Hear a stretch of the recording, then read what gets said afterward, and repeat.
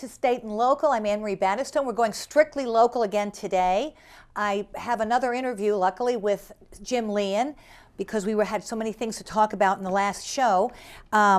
You were talking about water in relation to this development on Main Street. Well, it's not just Main Street, it's just development in general. Yeah, I mean, just some information for you. We have 2 wells that supply our town. About half of the people are on wells, half of the people are on our water system.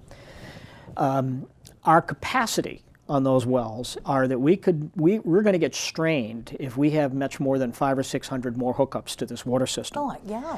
But here's what makes it a little catchy. We have about 800 homes right now that are on the water lines but not hooked up. I'm an example of that. For example, I live on Frederickson Road. We have water down Frederickson Road, but when I built my home, we didn't have water. And so I have a well. I have a well. I haven't hooked up to water, but I have a right to hook up to water. So there are 800 homes, 844 to be exact, homes in Norfolk that have the right to hook up to the water system. If something happened to their well. Absolutely. You know, if they want to hook up to town water, they have a right to do that. And if all of them hooked up, we're at capacity. We are literally at capacity. That's not good. No, it's not good. And we've been exploring new well options for some time.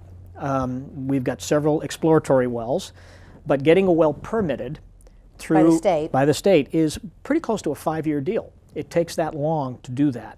And we've had a number of test wells that we've got going at this current time, one of which is somewhat promising. Another Where's one, that?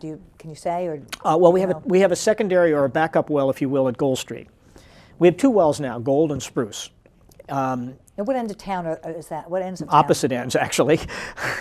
And Gold is right here off of, I just went brain dead, Myrtle, off of Myrtle, down in that area. Spruce is on the other side of town. Okay. And if if the Gold Street well goes down, because you can only the pumping system in Gold Street feeds both the main well as well as the backup well, we wouldn't be able to utilize the backup well because of the pump. So we'd be on 1 well, Spruce, if something happened to the Gold Street well. We can't supply the town. So we would have to purchase water. And we have hookups with Franklin, Millis, and Rentham. Oh. So, and we have had to do that on occasion in the past. I didn't know that. When we have an issue with our water supply, we purchase water from those towns. But it's financially... And how is that hooked up? It flows the lines over are hooked up. It's literally just like turning a valve. And it flows in from Millis. Oh, my goodness. But it's expensive. It's much more expensive than our own system. So now, are those hookups always built in case a town needs to do that? No, we've negotiated them. The Franklin one's been there for some time, but the other 2 are ones more recent events. Yeah. So we're exploring a new well, but as I say, it's 5 years, but it's about $1.5 million to $2 million to get that well operational. And we've been building up our reserves on the water department, which is a separate fund from your operational budget. To eventually knowing we have to do that. But when you talk about new development, we have, just to give you an example, there are right now approved in the town of Norfolk about 130 to 140 building lots that have not been built on yet. Now, I also wanted to ask about that. Is there one over by the airport? There's a 7 unit over by the old airport. Yeah. And then there's another one towards Rentham that has sort of a Fox Run. Yes. Yeah. Neither 38 of those units have not been developed yet. In both places. Well, combined. 38. I don't know if anything started down the airport yet. There's 49 homes in Norfolk in that Fox Run. Really? Yeah. Now, where is that going to go exactly? If I'm heading down towards Rentham, I don't even know the names of the streets myself. If you went down King Street and you went off into Maple. Okay. Maple going off to the left. Well, now what if I come down 115 and I cross 1A and I head down that way? It's not near there. No, it's not. No. Oh, all right. No. That's all commercial down in that area. That's all commercial. This residential actually is half in Rentham, half in Norfolk. If you went down Park Street, it's off of Park Street to the left. So if I took Park Street left, if I'm heading down Main Street and I went to the left. Correct. Down there, it's down there. Yeah, you'll see a big sign, Fox Run. Oh. Yeah, that's the development. So how many houses are in Norfolk? 49. Or 49 lots. Wow. But 38 of them have been undeveloped at this time. Are some of those affordable housing? No. But wasn't there a deal? There was, and that's how we got the homes built on Gump's Farm. Now, why did the town agree to that? What was the circumstance of that? I know you told me once. But it was a wonderful deal. It was a rare set of circumstances that worked out for all parties. Why did he have to offer a deal to the Well, our bylaw allows them to build it off-site. There is the option of building, every 10 homes, you need to build one affordable. Oh, okay. We have an inclusionary bylaw. And because it was off-site, Right. he So kept that 49 uniform. units means that he has to build 5, because it's always rounded up. He has to build 5 And they affordable probably want to units. keep it exclusive. In this case, because it's a national builder, Pulte Homes. Yeah. They don't build affordable homes. Okay. And so it became somewhat controversial. Right. But our bylaw allows them to go buy a lot and build a home on that lot. Well, we had lots. So we cut a deal that says you build the homes at no cost to the town, and we get to sell them as affordable units and keep the proceeds. Now, what would the cost have been to the town? Well, if we had to build it, Yeah, I mean, the homes probably cost between $250,000 and $275,000 to build, But I mean, I guess it's kind of a foolish question. not but counting what the is property. But I thought the builder paid to build the houses, did. and then he sold them. So No, where we does the- sell them. The town owns it.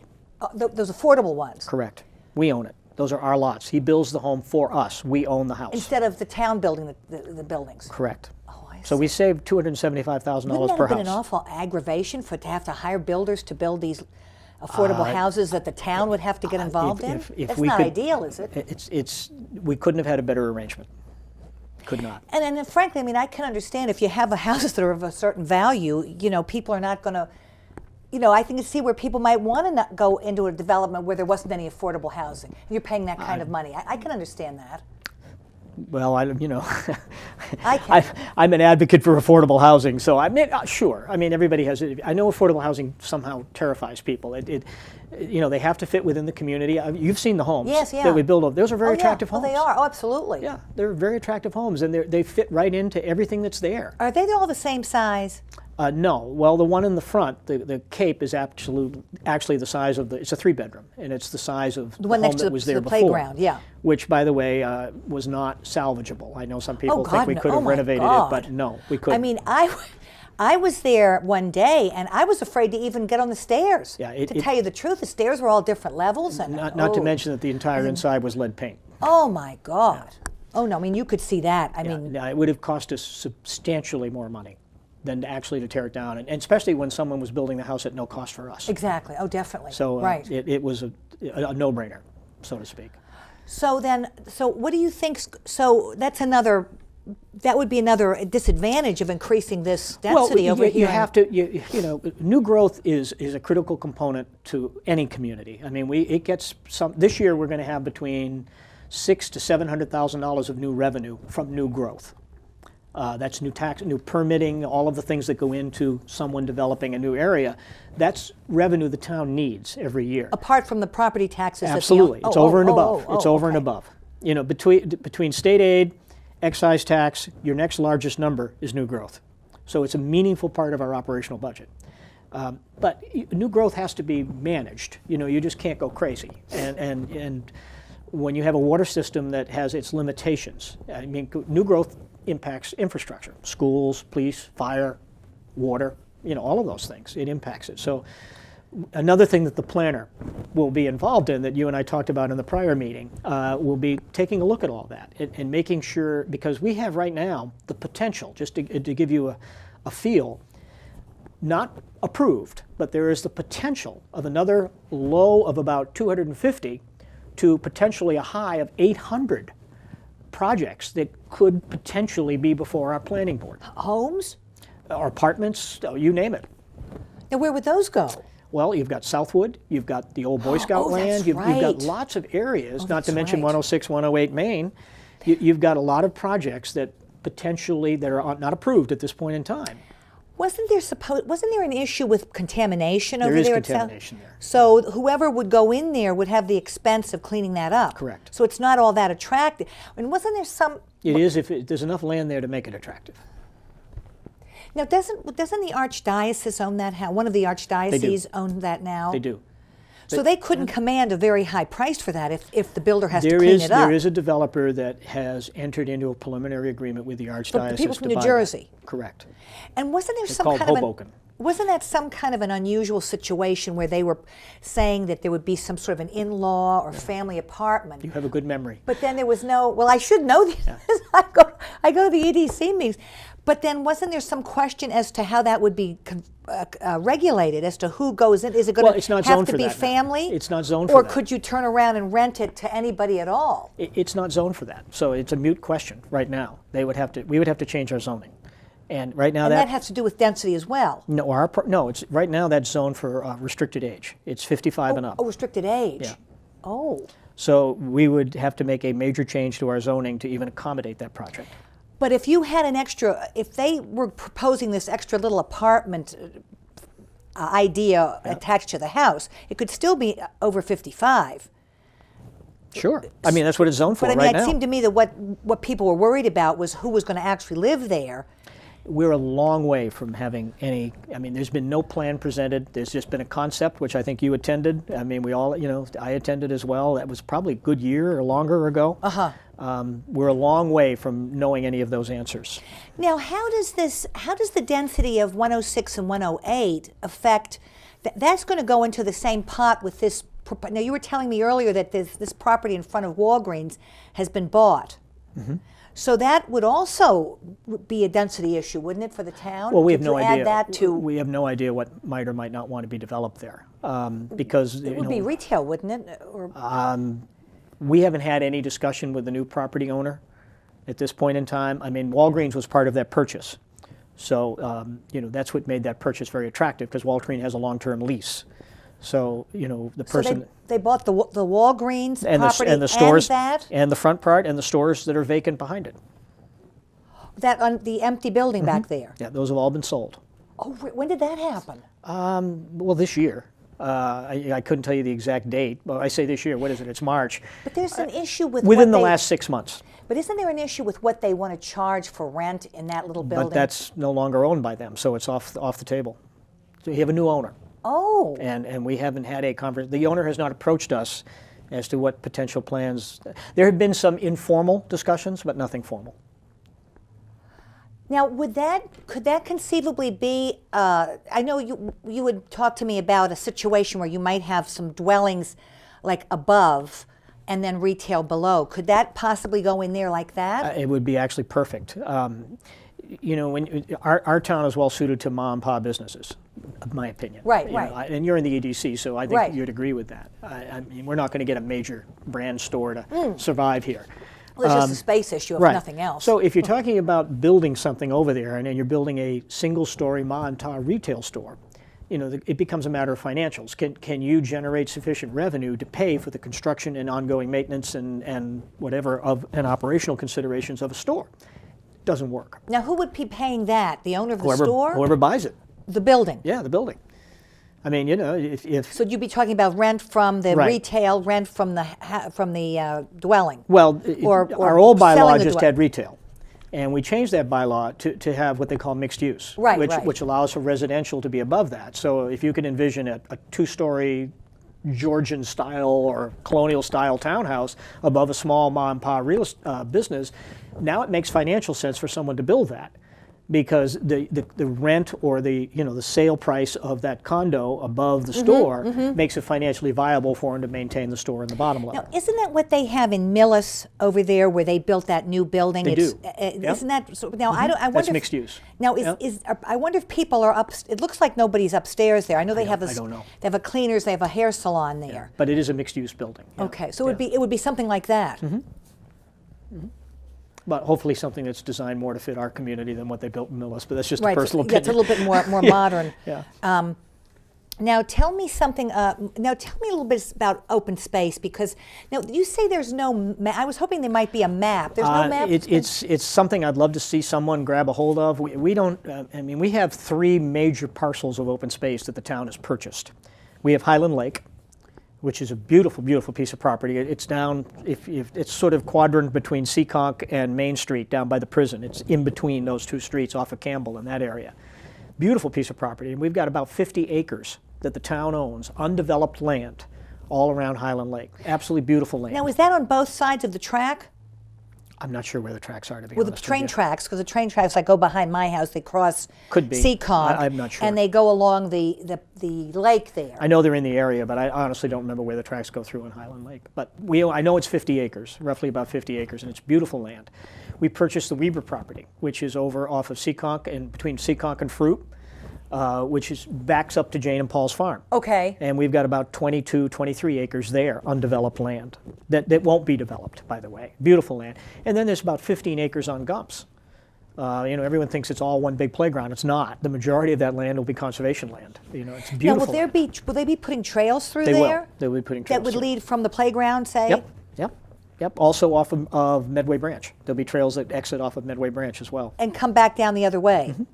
Yep. I have a terrible time visualizing that Yeah, it's because I beautiful don't. land. Have you ever walked through there? It's absolutely I beautiful. did once when I was over there initially before they built anything up when the house was still there, and we walked back in behind there. Well, none of that's being touched. I mean, the only place that's being, but we didn't take any trees down to build that playground. That's right. That's You know, right. Yeah, I that's mean, right. That was you all didn't. the Yep, open yep. field area. So all of that untouched natural land back there is still there. How close are they to finishing that playground? Pretty much done. Really? Just waiting for the weather to clear up. I thought they were going to put in some sort of maybe like like a little roof over there so you could sit under. I believe they are. I mean, I'm sure that just didn't get done towards the end, but that's not a big like they construction have project. at the pond over at Pond Street. I understand that that's the case. They're going to do that, yeah. And we're required when you, playgrounds are expensive. And when now especially with well, the- they all have to be handicap certified, Right. or there's another term, and I apologize, I'm not remembering it correctly, but they all have to have certain types of certification. Even the material on the material, bottom right. underneath is of special nature now for kids falling, and that's all good. I know, when we were kids, I mean, it just, we just got banged up. you just got banged up, and it was. But the laws have changed. I mean, whether you emotionally agree with it or don't agree with it, I mean, it's the law.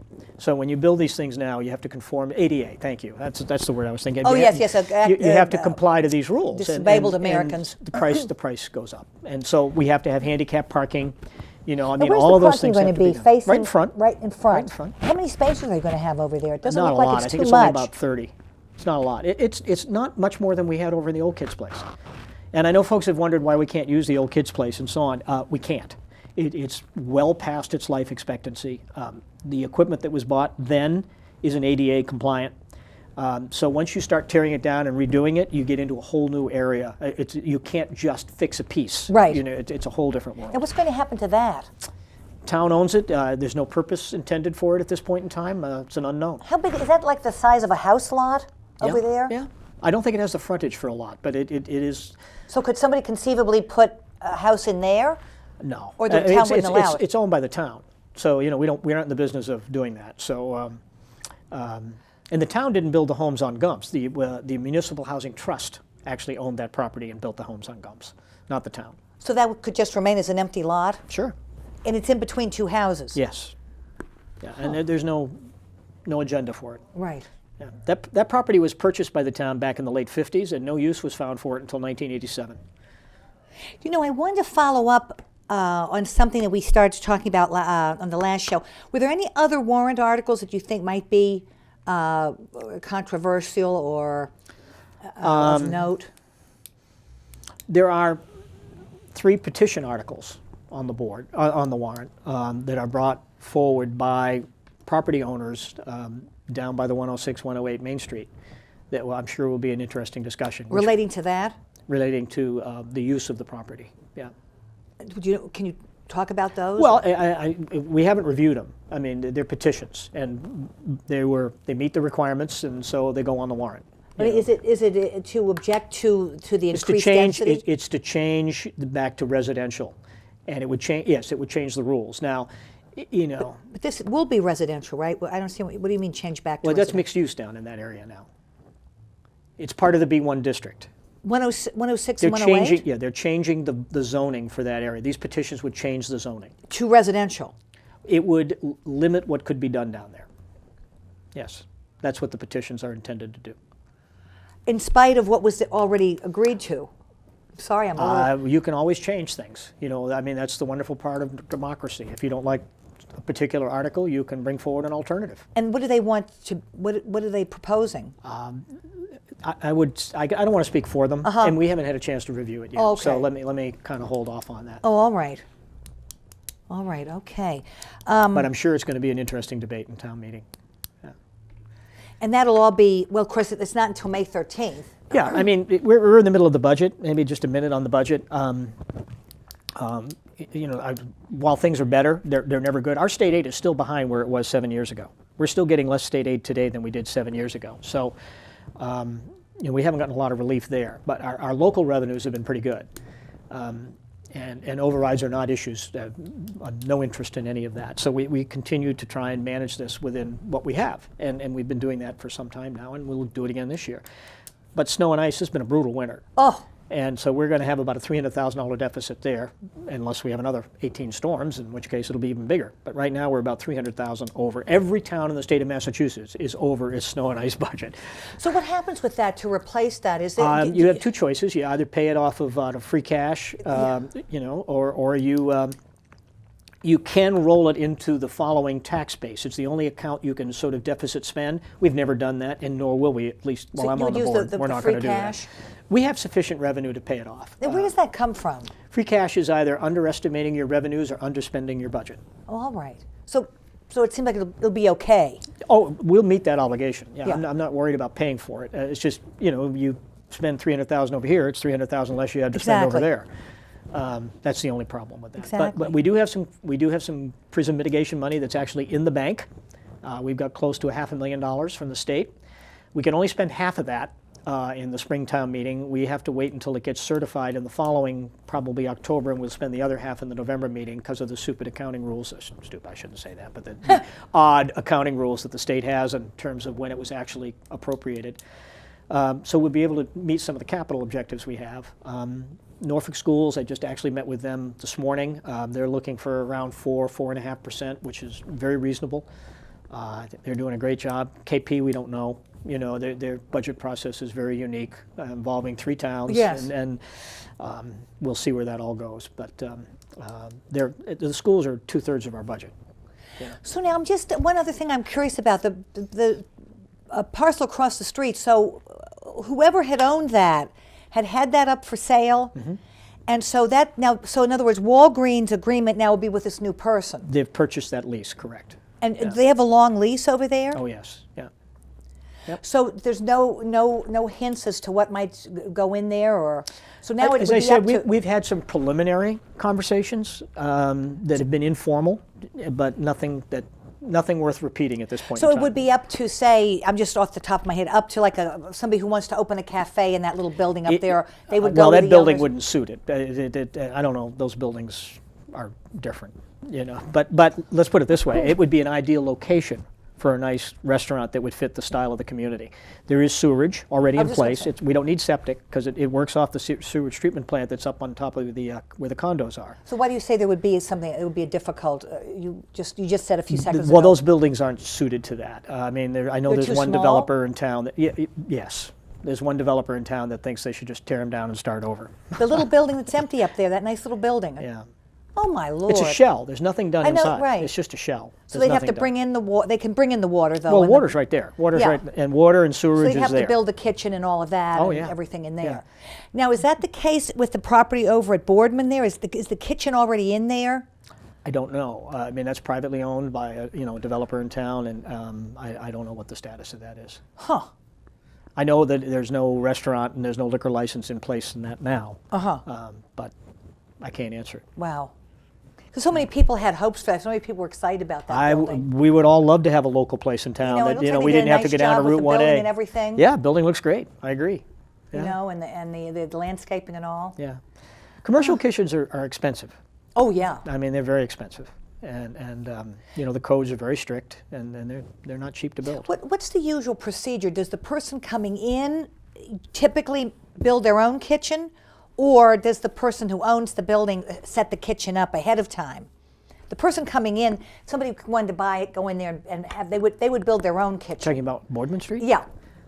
Isn't that typically what happens? I have never been in the building, so I have no idea what would have to be or not have to be done. I really can't speak to privately owned things because I don't know. Oh, no, I didn't mean just, but I mean typically when you go in to open a restaurant, you build your own Well, I've never built one. kitchen So and I don't know. I've never built a based restaurant. on what you but I don't expect know. that you'll need. Well, I'm sure it's big one master plan. I mean, I know we renovated the Federated Church kitchen, which was basically almost like a household kitchen, but we had to make a commercial kitchen, and it was very expensive.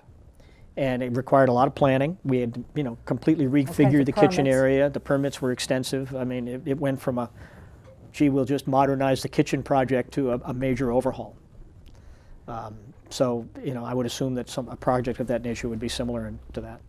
Now, we had mentioned earlier, we were talking about some of those elections, and you said you thought there were some that were unopposed. Is it too late to pull papers on those? Today's the last day. Oh. But this is Monday. What's the date? March 6th, 7th, 8th, 8th? isn't it? Today's the last day. And if you pull today, they have to be back in and certified signatures by Thursday, the end of Thursday. Oh, and how many signatures do you need for that? 44, 45. Oh, that's somewhere in that all? range. Yeah, it's not a big deal. Not a big deal. Oh, my goodness. Yeah.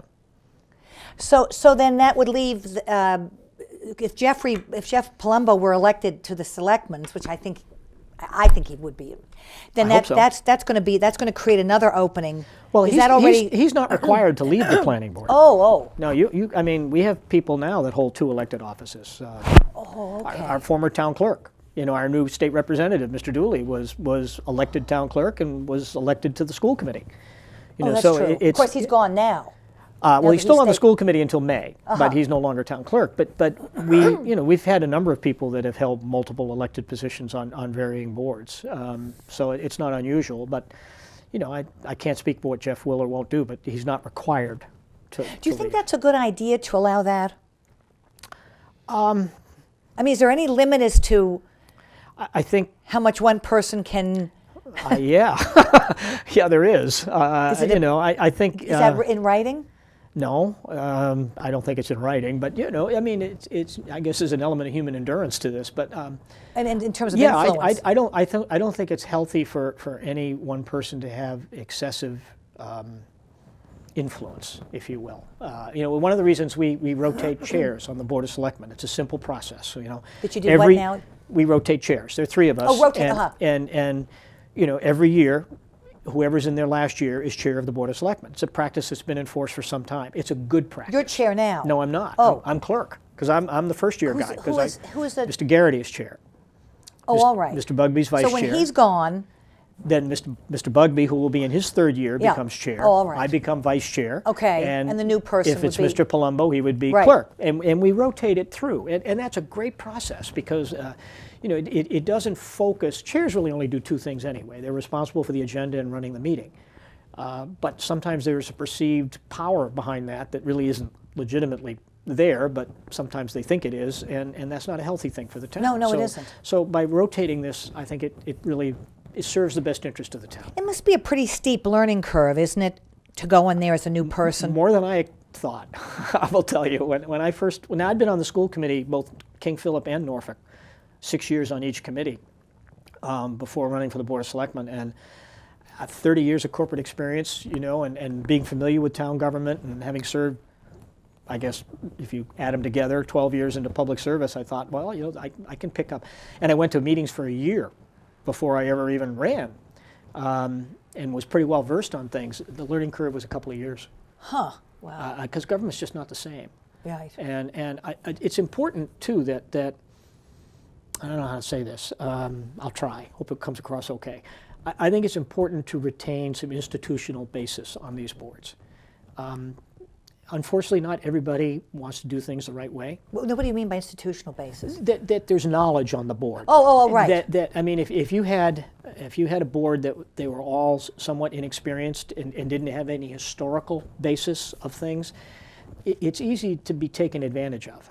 And there are people that try to do it all the time. And I think for the most part, everybody that serves on these boards is just trying to do the right thing by the town. Right. Just trying to help. I mean, the pay's terrible. It's zero. And it takes a lot of time. And so you've got to really kind of like it. You got to want to do it to do it. And And I know people's lives are busy, which is why, I'm retired. And I've lived here a long, long time. Two of my kids still live here now. They came back, so I got 6 grandkids in town. I mean, Wow. this is my home. Yeah. And we feel very, very attached to this community. And if we can do things to contribute, we're going to do our best to do it. Not everybody agrees with it, but we're just trying. That's right. Just trying to make it a better place. Nothing more, nothing less. Listen, thank you for being on. Thank you. welcome. So It's nice always to a see you pleasure. again. Thanks. All right, thank you for watching State and Local. I'm Anne Marie Battistone, and this is Norfolk Public Access. We'll see you next time. Bye-bye.